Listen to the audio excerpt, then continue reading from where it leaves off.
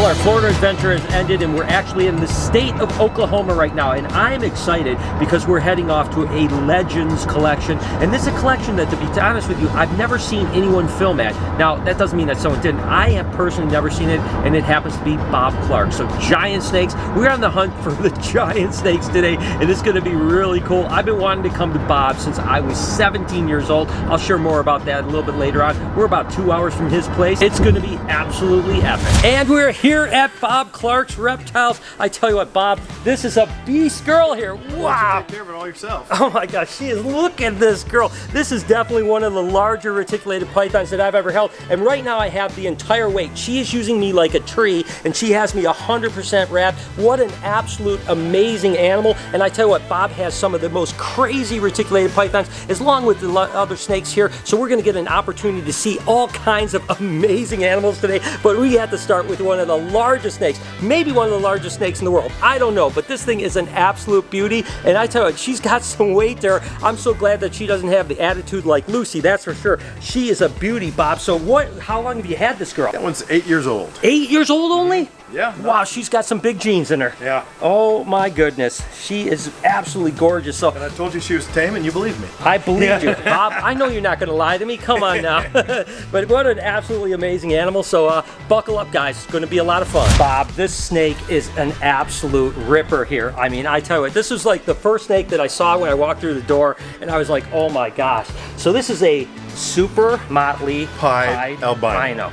And what's interesting is you said the super motley albinos are pure white. That's right. Right, and then interesting enough, you add pied and you get more pattern. Now, so what's basically happening is that the pied typically has a lot more pattern than, say, a normal 90% white pied ball python. So what's happening is the pied is actually bringing pattern back into an already patternless white snake that I find very interesting. It's a way you can kind of manipulate the same way like you can do with an Enchi pied ball python, breeding into, say, a cinnamon pied that's almost 90% white. You can breed Enchi into it and bring more pattern into it. So it kind of is working the same way with reticulated pythons, which is amazing, but this thing is a stunner. Oh my goodness. Yeah, I'm proud of this one. You better be proud of this one. Is there any others out there? This is the only one. Only one, guys. Hopefully next year I won't be able to say that. I hope that. Well, I want to get one. All right. Golden Child Pied. Golden Child Pied is white with red eyes. Oh my God. I mean, no albino, but Golden Child Pied is a white snake with red eyes. And red eyes. When I put Golden Child Phantom Pied, then it comes with that. Wow. And it has red eyes. And it has red eyes. Yeah. Oh my goodness. That is an Oriole snake right there. Black and white with red eyes. Wow. That is amazing. That is a stunner. Yeah, those just hatched and had, you don't know what you're going to get. Wow. But I had the idea that I would get a white snake with red eyes because that's what I got last year. Yeah, before the Golden Child brought out the wow, crazy. So the man, the myth, the legend, of course, is here, Bob Clark himself. Now, Bob, I told you a little bit about how you really influenced my direction in life, but I've got a little story to share with you that you will never ever remember. But I want to tell you how much it meant to me. I was 17 years old. I was at the Phoenix International Herp Symposium. You might remember that. I do, I remember going. Yep, it was good. Bob Clark was a legend to me, right? And I remember not even wanting to go up and talk to you. I mean, I was so afraid because I'm like, that's Bob Clark. You were with Steve Osborne, and I think Gary Sipperly was there if I'm not mistaken. Regardless, I went up and I talked to you about albino Burmese python. It was myself and a couple friends of mine, and I said, I really want to buy an albino Burmese python.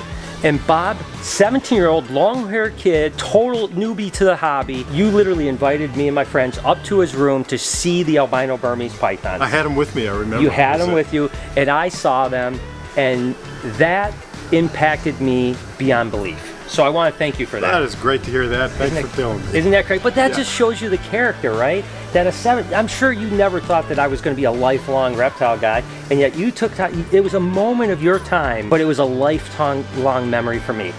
So is that awesome? It is. Nice to hear it. It's awesome. So for you guys out there, just remember, little things like that can really make an impact, and that's why I've loved this man ever since then. Bob, you may remember the first time that I actually saw a giant white snake was actually at the Orlando Reptile Show, the National Breeders Expo. Now this of course is a solid white retic, a super phantom, but you had a giant super white Burmese python. 1992 in Orlando. Yeah, exactly. The Twin Towers, the very first at National Breeders Expo, the very first one, you had a giant. It was about this size, maybe a little about bigger. that big, yeah.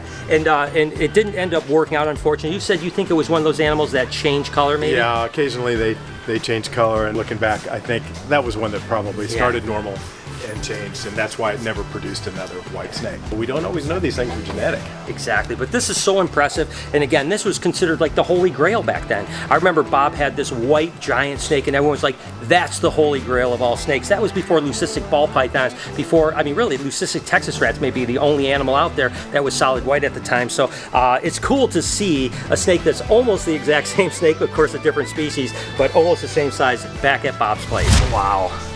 So what's the genetics on this one? Okay, this is Sunfire Pied to Golden Child Pied. Okay, so we got some Sunfire. These ones look back here look like Sunfire Yes. Golden. Golden. I say that Sunfire Sunfire Golden Child Pies. Yes. Some looks like maybe this one. I think I had one. Yes, I think these are. Yeah. But I think I just, one of them shed right before you got here, and I thought, I'm going to take your picture, and I think it's still back in the photo. Well, that's that. So you can see this one's just starting to come out of shed here, and look at the color and pattern on that animal. Look at the head, half white, half pattern. Oh my God, and then there's some solid white heads. Wow, these are amazing. And then these dark ones, this is Golden Child Pied. Golden Child Pied. And they're Golden Child Pied is very black. Very, very dark. Black and white. Yeah, and you miss that with Motley, and you get a little less pattern to it. Yes, more white. More white, exactly. That's incredible. Now, you had the first pie too, right? Yes. That's amazing. So that's what I'm saying. It's crazy. I don't know if people realize so many of these mutations came out because of Bob and your efforts. So that's amazing. Again, another tub of pied reticulated pythons. Wow, I tell you, that is ridiculous. So beautiful. I get a chance to play with a big black throat monitor while I'm here too. You guys know I love monitor lizards, and basically I knew we were going to see a lot of Burms and retics and stuff like that. Didn't know we were going to see this little monkey right here, and yep, he smells like waffles too. What an amazing animal. Black throat monitors are absolutely incredible. This one's a little bit energetic. He likes to move, which is fine. It's okay, buddy. It's all right. You're okay. I know. I get it. Okay. Come here, boy. He's just getting a little bit hyper, but he's a beautiful animal. Absolutely love him. Okay, we're calm. Okay. Whew. What an awesome animal, though. I tell you what, it's fun playing with this little monkey, that's for sure. Your place is amazing, Bob. So, tell me a little bit about how it all started, because, I mean, you were a reptile guy, but then really, you getting the albino Burmese python in particular changed the entire course of the hobby. Well, it for sure changed my life. When I was a kid, I imagined that wouldn't it be great if you could breed reptiles and make a living doing it. If you were going to breed something, well, that would be great, but you're competing with animals that were imported at a cheap price, and I thought, well, this is never going to work. I was lucky enough to get hold of that first albino Burmese python, and like I've told you before and told many people, it just changed the course of my life. Well, not just your life, but the entire hobby's life, because like you said, before that, even when I was in it, younger than that, I never thought that I could breed reptiles for a living. I just knew I wanted to work with them, and you basically could make a couple dollars, maybe enough to pay. You wanted to, for sure. Yeah, but there was nothing. But then when that albino Burmese became it was really the first investment reptile, right? Yeah, I don't think it was something people thought about as being able to breed something and make money from it. Yeah, and this is really cool, man. This is all neodesha cages. They're kind of an older style cage, but look at this. All retics all along here, retics, and this is just one aisle of a bunch of aisles in here. This is the most feed of snake I've ever been in a facility of. And oh, by the way, rock pythons. Patternless rock pythons. That's right, that is amazing. I think he has 59 eggs cooking for the rock python, so maybe we'll have to get that other giant snake for the reptarium, the rock python. Take a look at this right here. Of course, a pied Burmese python. That's right, we've seen the pied reticulated pythons. You guys know I love Burmese pythons. I always say they're the puppy dogs of the snake world, the giant snake world, and this is, of course, a pied. It's really weird because I never thought that we'd see pied Burms. I never thought we'd see pied retics for that matter, but but to be able to be here and messing with this girl, I mean, look at how interesting. She's got really dark on her front of her face, and then of course that beautiful pie pattern. And you got to remember that we're just now starting to see people like Bob working with these animals, so what the future is potentially could be insane. Just like they've done so many things now with the pied reticulated pythons, just think what the pied Burmese pythons could potentially be another 4 or 5 years when you're breeding them into granite or labyrinth or you know, you name the mutation, caramel. I mean, there's going to be so much potential in the future when it comes to Burmese pythons, and this pied just raises everything to another level, right? Because it's a base morph that can be bred into every other base morph of Burmese python. That just makes it absolutely incredible. I tell you what, oh, she is an absolute sweetheart. Have to add pied Burms to the Reptarium as soon as possible. This is actually a Burmese ball python cross. This is crazy. And so you've actually now bred Burm ball to Burm ball, or? I have. I've bred them together, and I have bred them to Burmese. So, okay, so you have 2/3 Burm, 1/3 ball python, and they are crazy. Now, I mean, obviously, a ball python has to breed a Burmese ball male to a Burmese female, because I don't think it would work the other way around, but that is crazy. And this is about as big as they get then. This one's about 10 years old. So, so 10 years old. So I'm going to say, yeah, it's probably about as big as it gets. I had no idea that they had them around for 10 years, so that is amazing. I mean, what a great combination. Do you have a, I mean, I know they call them Burm balls. I know like Tom Crutchfield termed the Borneo bat eaters. Any other term for these guys, or just Burm balls? I just call them hybrids. I don't like them manufactured names. Yeah, I got you. Understood. I get it. Well, they're absolutely amazing. It's just such a treat to see one in person. Look at this, guys. This is just a big golden child reticulated python. What an absolute beauty she is too. I tell you what, the iridescence in this animal is ridiculous. Now, this is an incomplete dominant animal, so if you breed a golden child to say a normal or something like that, about half the babies come out golden child, and it's just really a beautiful animal. This is a pretty big one too, Bob. I haven't seen one this big. I mean, well, you know, they say they're a dwarf type. Yeah. Some are, but I had a 200-pounder, so 200 pounds. They can get big, or at least some of them can get big. Well, you know, it's funny you say that, because a lot of people that talk even about like some of the dwarf, not the really small like a Calatorus or something like that, but some of the dwarfs can still get giant. Yeah. So it's about the way you feed them, I think, more than anything. And this is definitely no dwarf right here. That's a beautiful snake, absolutely. I've loved golden childs forever, and of course, Night Fury is a golden child motley, which has that solid black, takes away all of that pattern in here when you breed them together. Nevertheless, absolutely gorgeous snake. It didn't stop there, because then really the next iteration that really continued to push the hobby to the next level was really the albino ball python. Yeah, and really when I got that snake, I thought it's not as good as the Burmese python, right? But I think people will buy them. Yeah, I gotta tell you, the first ball python I ever bred was the albino. The Burmese thing had been running for I don't know, 5 or 6 years. And again, the ball python game changed at that point. Now, I heard the story, so I'm going to ask you, because I don't know if it's even true, which, by the way, this guy is absolutely amazing. Look at this little monkey right down here. That's Steve. This is Steve. Hey, Steve, what's going on, buddy boy? I want that dog, too. But so I heard the story that when you bought the albino ball python, they forced you to buy the genetic stripe. I told him, yeah, I'll buy it. And he says, yeah, I'll sell it, but I got to sell you this other ball python, too. If you want that one, you've got to have them both. Wow.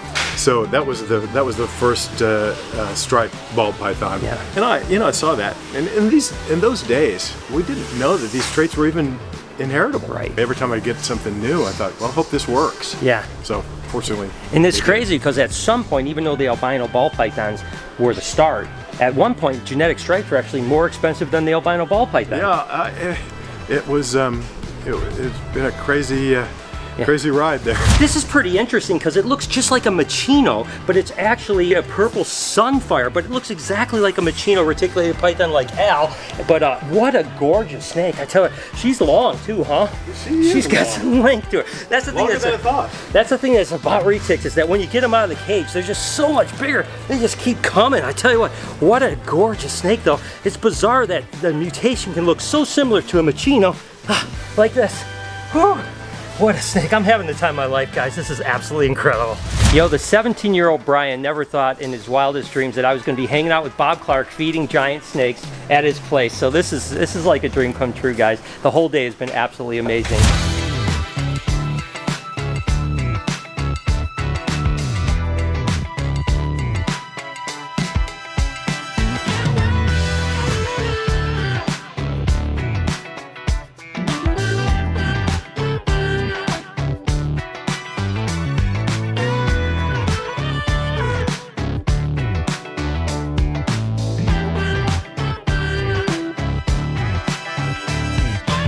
me about this. What is this now? Blue hypo. That's a blue hypo. Now, Yeah. where did it come from? It came from Indonesia. I imported it really 10 years ago or more. Okay, wow. And then I finally got the project going about 5 years ago. Now, is it recessive or? It is. It's Oh, okay, nice. recessive. It's very pretty. It's very, very pretty. I mean, really yeah, the nice grays animals. and blues in Yeah. the side, unbelievable. So this, of course, is a patternless African rock python, a little feisty monkey too. So this is a recessive mutation. Wow, look at that thing. And of course, rock pythons are one of the giant snakes as well. Oh my goodness gracious. That's when Jay Brewer started. So Jay got the first Yes. patternless. So again, I get the first one, right? Not Yeah. the first one, but one of the ones. Well, I've got to get definitely got to get it. And we're going to try to see if we can get one that tames out. That's always fun. I had one that was pretty docile for many years, but they are definitely cantankerous. There's no doubt about it. This little monkey here, it's looking at me like, ooh, it's about to get me.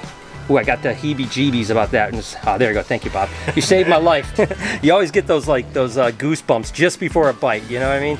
Like, oh, you know it's coming. So that's absolutely incredible. So I can't wait till you hatch some of these guys. You said anytime, huh? Yeah, All right. next week. Next week. Yeah. All right, coming soon. This is 2000. That's This is 2000. So she's She's 21 21 years old, And this one is, 40 years old. that's her mom. And this is going to be giant. So these are Bob's albino tortoise. And you said that she's produced like 100 and something babies? Over 150 babies. 150 babies.